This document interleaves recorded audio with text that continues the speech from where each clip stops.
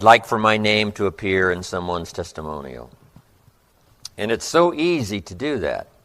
You don't have to give lectures and seminars.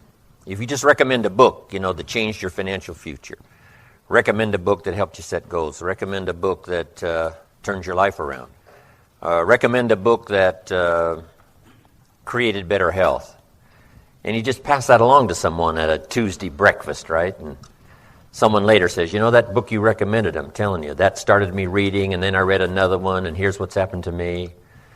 Here's what's happened to me financially, socially, personally, and it all goes back 2 years ago, 3 years ago, when we had that Tuesday morning breakfast and you recommended that book. So it's pretty easy for your name to appear in someone's testimonial.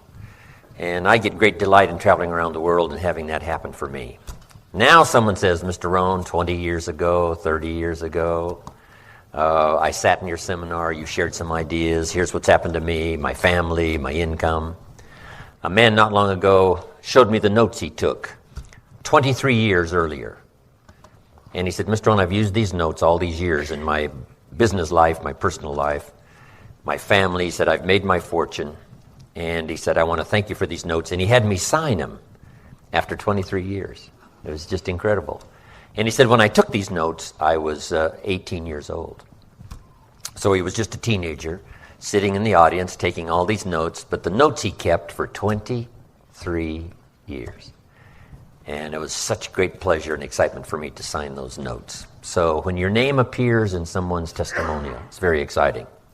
Now, he was only 18 years old, so make this the second note of your notes for today. You never know who may be in your audience. You just don't know. Say, well, just a teenager, but we can't say just a teenager. We have to say each individual is important. So if you have a chance to share, here's what's important. Always do your best. Always be sincere. And always tell as much of your story as you can to help someone else. Because you never know who you're talking to, right? The next person that may be a friend for life. The next person that may be a business associate for a long, long time. So just have great respect for everybody. And then sincerely tell your story, or recommend a book, or share an idea. Because sure enough, a week from then, a year from then, years later, your name will appear in their testimonial. But it's fun for me to travel around the world. Where have I been recently? Just got back from Mexico. Before that, where? Japan and other parts of that part of the world. I've been lecturing around the world now for about 27 years. It's very exciting. And it's going to be fun today to do this seminar without any translation. Translation is really kind of tough. I've learned how to do it, and it's a lot of fun for me, but it is hard work. It's just some things make sense in English that don't make sense in another language, so you have to deal with that. I go to Japan for the first time in Tokyo, and I said to my audience, he was all bent out of shape. And my translator said, wouldn't have a clue how to translate that in Japanese for it to make sense. So it's interesting. Years ago, I went to Taiwan for the first time. And to the Chinese, I said, he blew his top. And my Chinese translator said, it wouldn't look good in Chinese. So, what can you do? It's really challenging. But it's exciting for me, regardless of the language. Now, what's really challenging is when you have more than one language. You do a convention and there's 19 languages and everybody's got the headphones on. That is challenging because sometimes there's a delay in some of the translations for each of the languages. It's amazing. You hit the punchline, the Spanish get it first, and then the French get it, and then the Italians get it. Finally the Germans get it. No, some languages take a little longer to translate, so, it seems like they're a little slow catching on, but not true. It's really just the translation. And then I've got this one translator who's been with me for years and years from Mexico, and he's gotten so good now. When you have one language, you have what we call consecutive translation instead of simultaneous. So you say a couple of sentences and the translator translates. Say a couple of sentences, translator translates. Well, he was with me the last time in Spain, and I would say a couple of sentences, and he would go on and on and on and on. And I said, hold it, you're doing your own seminar here. Leaving me out. But anyway, it's exciting. But today, I'm not burdened with translation, so it's just going to be very exciting for me. And I'm just delighted about this chance to come by for a couple of days.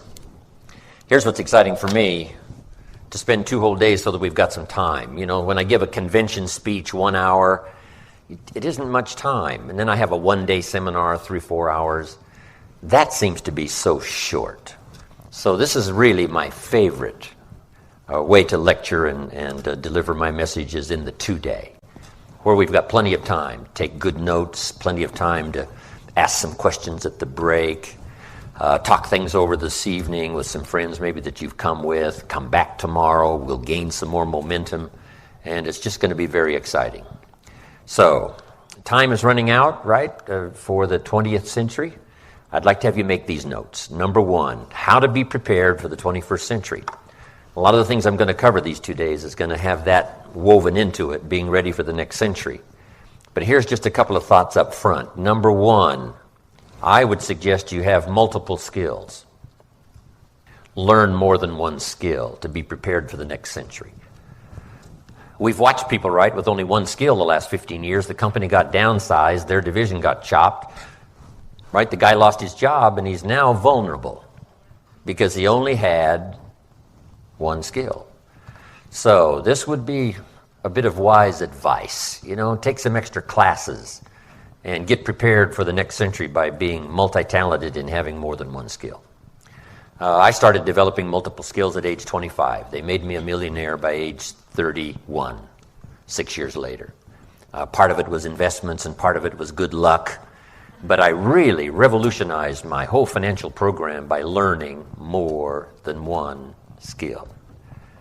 You know, if a guy that just works on the line for the last 15 years, if he would have taken accounting or something 2 nights a week, you know, for the last 2-3 years, you know, he'd have something to fall back on, something extra. But anyway, that's good advice, more than one skill for the 21st century. Here's number 2. Wouldn't hurt to learn more than one language. Multiple languages now are pay off so big. Some of my business colleagues around the world that speak 3 or 4 languages, you know, they make $3 or $4 million a year instead of 300,000 or 400,000. Those extra languages serve them so well. It's incredible. One of my Israeli friends speaks 6 languages. Michael has command of 6 languages. Now he's learning number 7. It is so much fun to travel around the world with him because he can talk to everybody. I mean, you know, he orders all the food, and it doesn't matter what country you're in, and he talks to everybody and makes all the arrangements. It is such a luxury. It is such a powerful thing to have the command of all these extra languages. My father spoke German when I was growing up, but he never taught me. You know, I could have learned German easy, but they were trying to get away from the old world languages when I was growing up, right? My mother spoke French. She's English, but she spoke French. But she never taught me the French. And I could have learned 3 languages in the same time I learned one if it would have struck them that maybe these extra languages would be so valuable. But back then they said, you know, leave the old world behind, the old languages. This is America now. We all speak English. But what an advantage for me that would have been if I would have had those extra 2 languages.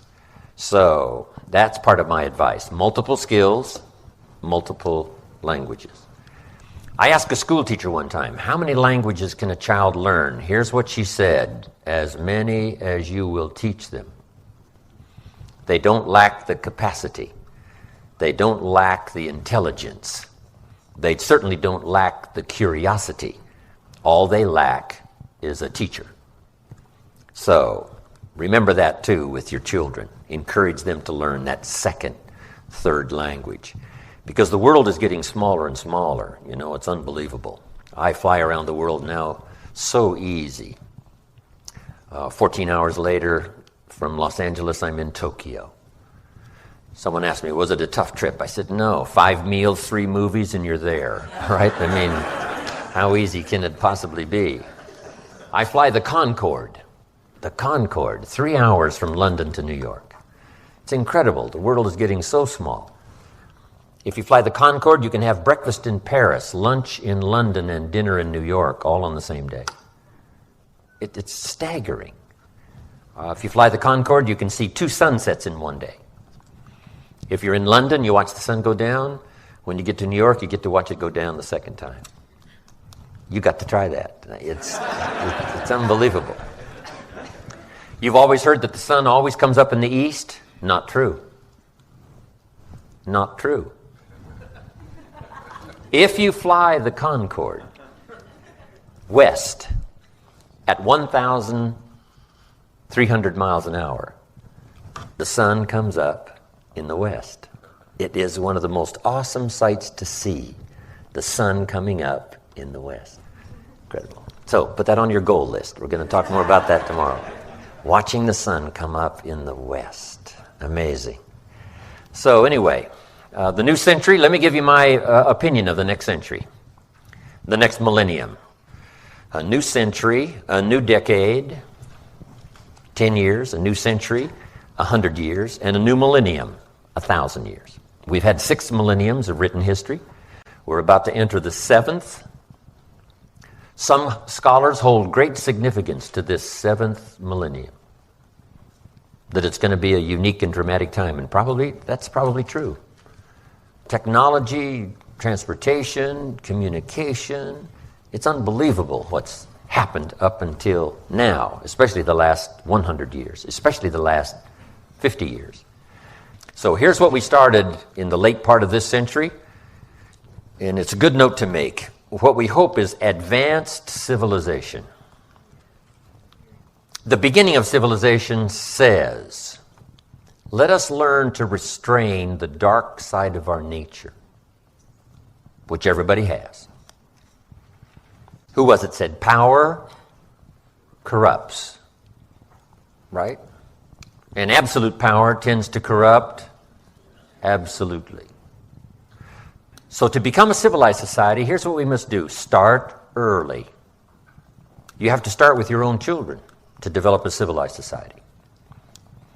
If a 3-year-old hits another 3-year-old over the head, if he's not restrained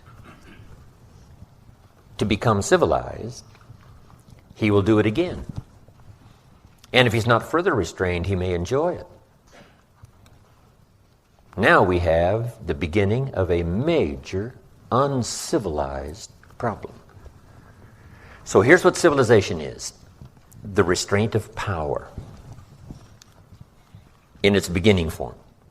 And we must start with our own children to civilize our own. We say, well, our children live in a civilized society. Yes, but when they're born, soon after, not too long after, they must be restrained. They must be taught what we call civilized behavior. Now, that goes right on up the line. The misuse of power is everywhere. A father may misuse his power and force his children to live in his shadow instead of in the sunlight of opportunity. It is called the misuse of power. And it doesn't matter whether it's a father or a 3-year-old child. We must all be taught that to live in a civilized society and bless the next generation and the next generation, we must be taught civilized behavior, because only can we flourish and grow in a civilized situation. It's very important. Even the government must restrain its power. That's why we have in America, make the note, 3 branches of government. Why 3 branches? Here's one of the main reasons, so that one doesn't become all-powerful. This is an interesting study, civilized behavior. We have what we call checks and balances. Because without these checks, anything that gains some power, there's sometimes an unrestrained appetite for more power, and then the use of power. And sometimes at the beginning, not with sinister motives, but just because you're powerful. And somebody must say, hey, this is not the deal.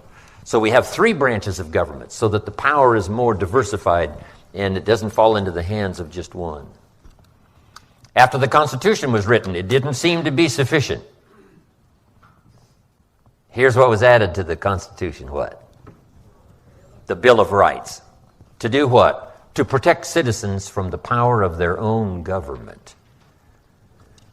You say, well, wouldn't the government love and respect its citizens? Guess what's tempting? Power. Power is tempting. And once you've got it, that's why the great prayer says, lead us around, right? Is probably an excellent modern day translation. Lead us around temptation. Right? Here's a tempting billboard. Lead us around so we don't see it. Right? Lead us around temptation so that we escape it to the best of our ability. Because once you have power, it's tempting. So the Bill of Rights was to restrain the government in its use of power against its own citizens. We even have laws that protect the customer from the salesperson. Do you believe that? You say, well, wouldn't all salespeople love and respect their customers? Say, well, surely freedom means, hey, everybody will do the right thing. Say, well, we probably should build some jails. Yes, we got a new country, but not everybody is going to follow what we call civilized behavior. So we do have to have certain restraints. And that's meant to punish those who misuse their power, and it's also to alert those that there are certain limits to power. So here's number one. Civilized behavior is the mission of all of us. Civilized behavior for ourselves. We must not let ourselves be tempted to misuse our power, whether you're in management or wherever you are. There's always the temptation to misuse your power, but to have a civilized office, to have a civilized company, to live in a civilized community, the majority, and thank God so far, the majority has decided that the civilized way is the best way to raise our families and build cities and conquer disease and educate, our future generations. Civilized behavior. Now here's the ultimate, civilized behavior among nations. Americans find it strange, this thing called ethnic cleansing. That's strange behavior. In America, where would we start? Ethnic cleansing. Guess what's made America powerful? The blending, the commitment of many ethnic streams that have come to America over the last 200 years. No country has been such a depository of the gifts of the world like America the last 200 years. For 200 years, people have come from all over the world to America, bringing with them their recipes and their food and their music and their dance and their artistic ability, right? The gift of law and the gift of government and the gift of medicine and the gift of healing and the gift of religion and the gift of the work ethic. All of this didn't start here. All of it came here from all the countries of the world. It's an incredible list of how many people outside the country, like Japan. The most Japanese outside of Japan live in America, right? The most Italians outside of Italy live in America. The most Koreans outside of Korea live in America. The most Puerto Ricans outside of Puerto Rico live in America. You can go right down the list, country after country. The list is so long, it's unbelievable. But that's what's made America so unbelievably powerful. The contribution of all the ethnic streams that have been coming here for 200 years. It's incredible. So we think it's incomprehensible to misuse your power to do what they would call ethnic cleansing, that we don't want the mixing. We've got to put up the walls and the partitions so that this nationality lives on this side and this one lives on this side. Incredible. Now here's hopefully what the nations will do. Instead of fighting each other for what they want, is to negotiate. See, if you've got the wheat and I've got the oil, I try to kill you for your wheat and you try to kill me for my oil. Maybe someday sanity will prevail and we sit down and say, wait a minute, what if I gave you some of my oil and you gave me some of your wheat? And we could spare all this fighting and all the bloodshed. Great idea. So, we turn then to negotiation. Now here's the ultimate in the nations working together, hopefully for the 21st century, to provide unprecedented opportunity. And that's not just negotiating, but cooperating. When I was in Russia, overhead was the space station, which is about now to fall out of the sky and get burned up. But guess who was on the space station? Russians and Americans. I mean, it's a brand new world. In the last 20, 25 years, it is so staggering what's happened around the world. So make the note, unprecedented opportunity. If we hold it all together, if we help each other in learning that civilized behavior, whether it's nations or whether it's individuals or whether it's companies or whatever it is, that the hope for the future of the world in the 21st century is civilized behavior at every level, from our children to the neighborhood, to the city, to the state, to the country, and the nations of the world. So if that holds together, which it looks good, I think we've got the best chance ever. In the last 6,000 years, we've got the best chance, the early years of the 21st century, to build a unique society in America and make a unique contribution to the whole world. We all hope for that. We pray for it. Now, unprecedented opportunity. But here's the next part of the 21st century. Make this note. Keen competition. But what else is new? Once you open up opportunity, now we bring competition. But here's what competition does. Refines opportunity so that the flow of goods and services and ideas and things and values to the marketplace becomes absolutely unprecedented. And a big share of that comes from friendly competition. Friendly competition. But competition is what creates new goods and services. Competition creates new ways and means.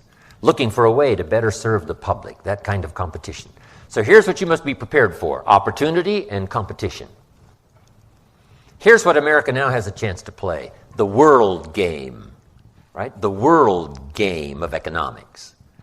Making a contribution and getting out there and competing with our technology and our muscle and our brains and our intelligence and everything else we've got. We bring all of that to bear into the 21st century. And America's got a good chance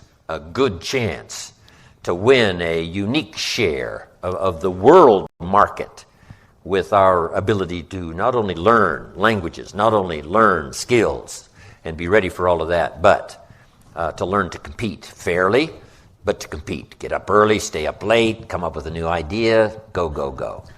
That is my view of the 21st century. It's an exciting time to be alive. I think this is the best time ever in the 6,000-year history of mankind. Best time ever to be alive. You can do so many unique things now with your life. Okay.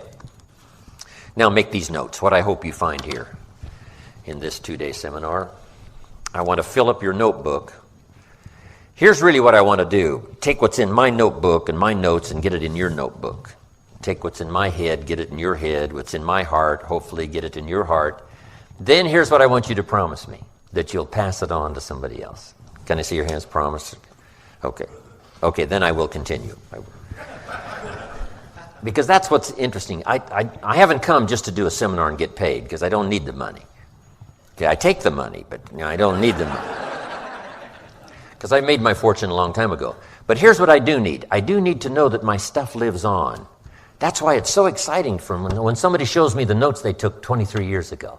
I say, wow, for this stuff to hang around and to serve somebody, when I'm off doing something else, the ideas are still working in someone's life. It's gone from somebody's notebook to someone else's notebook and someone else's notebook. So make this note. With ideas, you can affect the lives, directly and indirectly, of thousands, tens of thousands, and maybe for some of you, millions of people. Directly and indirectly. You can affect the lives of dozens of people, hundreds of people, some of you thousands of people, because the ideas you share won't be lost. They'll be invested in someone else who will pass them on, who will pass them on. Because some have come my way and gone on to do much bigger things that I've done. Tony Robbins sat in my seminar when he was 17. 17, he was on the outs with his parents and he was sleeping in his car. And someone got him to come to my seminar, age 17. So you never know who's in the audience. And he worked for me for 3.5 years promoting my seminars, back then called Adventures in Achievement. 3.5 years. Finally ran one of my offices at age 20 in Los Angeles. Tony Robbins. Now he's a big-time superstar, bigger superstar than I am around the world. Unbelievable. And he mastered all the stuff. I didn't teach him the firewalk and all that stuff, but that's Tony style. He can get by with that. I couldn't do that.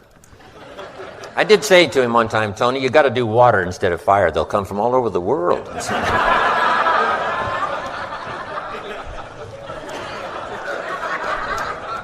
And knowing Tony, guess what? He'll probably try it. Kid's unbelievable. He's unbelievable.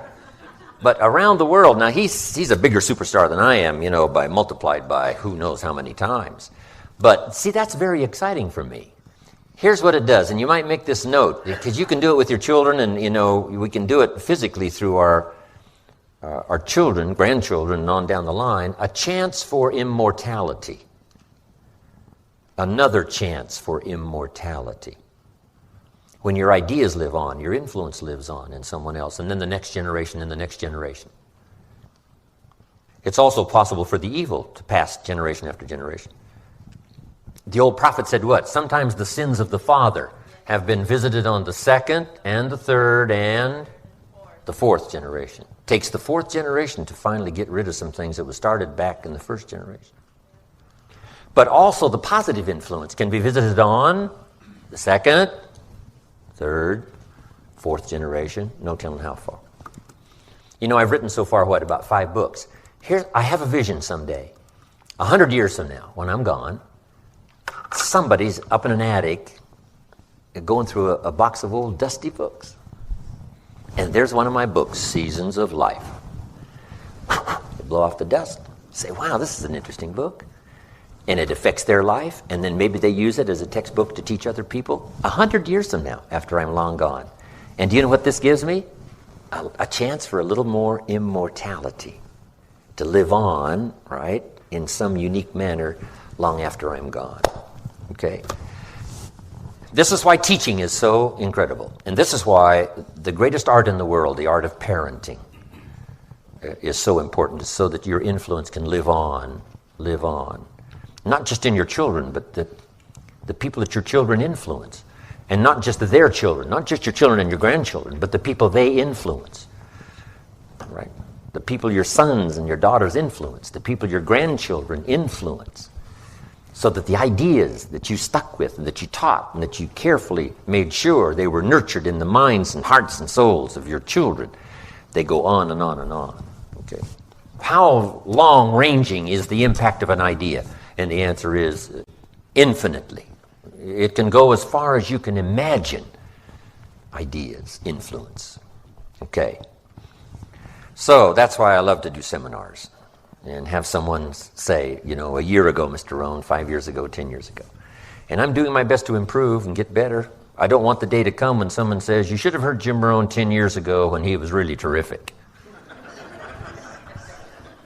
I don't want that to happen. I want someone to say, hey, I heard him 10 years ago, but you should hear him now, right? Taken off some of the sharp edges. He's, gotten a little better at, reaching in the heart and soul. Okay, here's what I hope you'll find here. Number 1, sincerity. Above all else, sincerity. Because powerful things can happen when both the listener and the speaker are sincere. And I know you're sincere in being here, or you wouldn't have shelled out this kind of cash. So the pay gives some indication you're sincere. But here's more important than the pay, your time. It's one thing to ask you for your money, and it wasn't that much money, but here was the big request, to spend a couple of days. See, that's big time. Money's now small time because everybody's doing well, but here's what's big time, and that's time. So make the note, time is more valuable than money.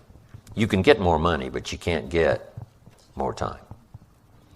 When you spend a day, you've got one less day to spend. To ask me to come and spend 2 days at this time in my life, see, that's big time. It's big time. Thank you.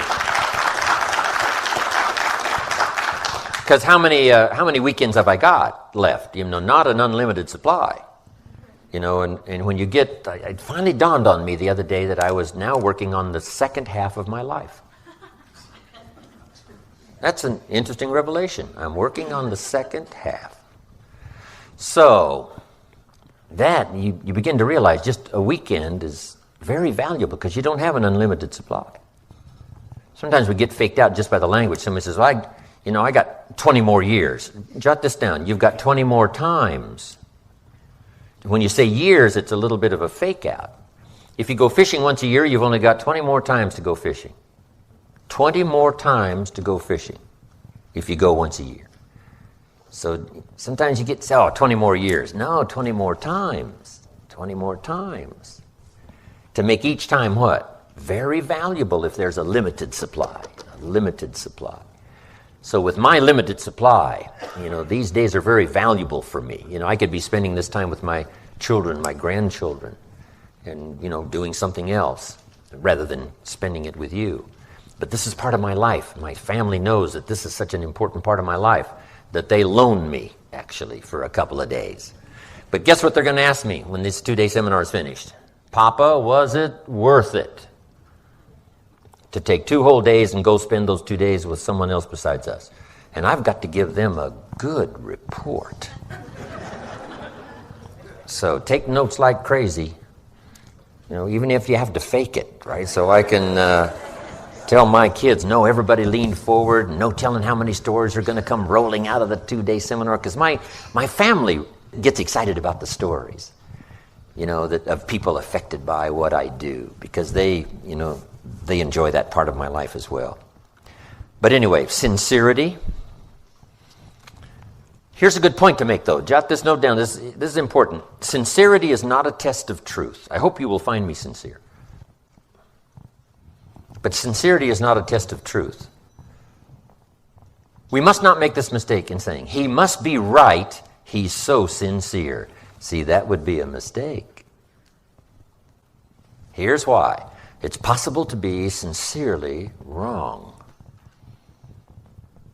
Sincerity is not a test of truth. Make the note, the only test of truth is truth, not sincerity. But hopefully these 2 days you'll find me both truthful and sincere. Truthful to the best of my ability. Here's as close as we can get to the truth. As we see it. That's about as close as we can get. You say, well, this is absolutely true. No, it's what you think is absolutely true. It's your perception of what might be absolutely true. It's just difficult for any one person to get to the absolute truth. But we all have an idea. We all have a perception. So I'm going to try to be as truthful as I possibly can with you today in my perception of what I think is good, what I think is a good idea, what I think is a unique idea, what I think is a workable idea. I'm going to get as close to being totally sincere in believing that I've got something valuable and good. But now, here's the ultimate. Each must judge for themselves as to the absolute truth or the truth as it may apply to you and become workable in your experiences. Because that's what we're all after, something that'll become workable in our financial experiences, in our sales experiences, in our management experiences, in our parenting experiences, in our daily living experiences. We want things that become useful and practical and that lead us from one step to the next step, that opens a door that may open a wide vista of opportunity we haven't discovered before. That's what we're all looking for. Sometimes we're looking for that 4th number, right? The lock has got 4 numbers, and you've already got 3 probably before you got here. And maybe, just maybe, this seminar will give you that 4th number. And the tumbler then falls in place and the lock comes open. But you got to have all 4 numbers. And as best as I can share with you some things in these 2 days, it'll give you an insight into something that's practical, something that'll give you another step to take, another way to look at it that might be refreshing in its apparent opportunity or potential opportunity. And if I can just do that, stir your curiosity to look at something like I see it, and I can only give you this seminar from my point of view. Someone the other day said, Mr. Rohn, your seminar is sort of from the man's point of view. And I said, I hope so. It's difficult for me to do it any other way. Now, you've got to listen to the man's point of view. Then you've got to listen to the woman's point of view. You've got to listen to the youth's point of view. You've got to listen to the senior citizen's point of view. Because it's like reading a novel. If you read a novel as a teenager, it has certain meanings, certain value. When you get in your 20s and you read the same novel, guess what? You start seeing things you couldn't see as a teenager because it didn't apply. Then you read the same novel in your 30s, and I'm telling you, it starts to really change You're beginning to say, now I understand what the author was really trying to show. I can see it now. In my teens, it was a story. In my 30s, it's an application to my life. And then in your 40s and your 50s, all of this starts to change from perspective, a lot of it depending on where you are. Right? Hearing the same idea from a different age perspective now starts to add a new dimension, a new color, some new insight that you didn't have when you were younger. I took my stepson. We went on our motorcycles once up in Clear Lake, up on the Jeep trails. It's one of my hobbies. One of my pastimes is to ride my motorcycle up on the Jeep trails. And I had Bruce with me. Bruce and I are riding along on the Jeep trails, and we stopped to take a little rest, take our helmets off, take our gloves off, relax a little bit, and the sun was just starting to go down. And it was one of the most magnificent sights up there on the Jeep trails above Clear Lake. It was so spectacular. And I said, Bruce, look at this. Isn't this fantastic? And he looked at his watch and he said, you know, it's getting late. We better go. And I thought, how come he's not dazzled like I am by this sunset? Then it occurred to me, he was only 12. And guess how many colors you've got on your palette to paint these pictures in the unique recesses of your mind? Just a few when you're 12. You haven't got all the different shades to paint these unique pictures in your consciousness to see something, right? You're limited in colors at age 12. But as time passes and your experience begins to grow, when someone says, see it, you know, a long time ago you couldn't see it. Why? Not enough colors, not enough vocabulary, mental vocabulary, inner vocabulary to translate it for you. So you could only see it in a limited way. But as time passes, that's one of the advantages of age. That's one of the advantages of maturity. That's one of the advantages of living long enough to look at something at age 50 instead of age 5, to look at something at age 40 instead of age 10. The difference can be magnificent if you continue your self-education so that you learn to appreciate the wide range of what's happening in the world and around you in every subject possible. So, age 12, limited colors on the palette to paint pictures on your consciousness. But as time passes, and hopefully for all of you, what I'm about to share with you these 2 days will have a multi-dimensional possibility for you. One is because I'm expressing them to you at my current age. I probably couldn't have begun to express what I'm going to express for you these last 2 days 25, 30 years ago. Couldn't have done it. Didn't have the vocabulary. Didn't have the refinement. Didn't have the experience. Hadn't been to Russia teaching capitalism. So with all of that mixed in with what I'm going to share these 2 days, hopefully it's a lot more multidimensional perspective. This is the end of this disc. The program continues on the next CD.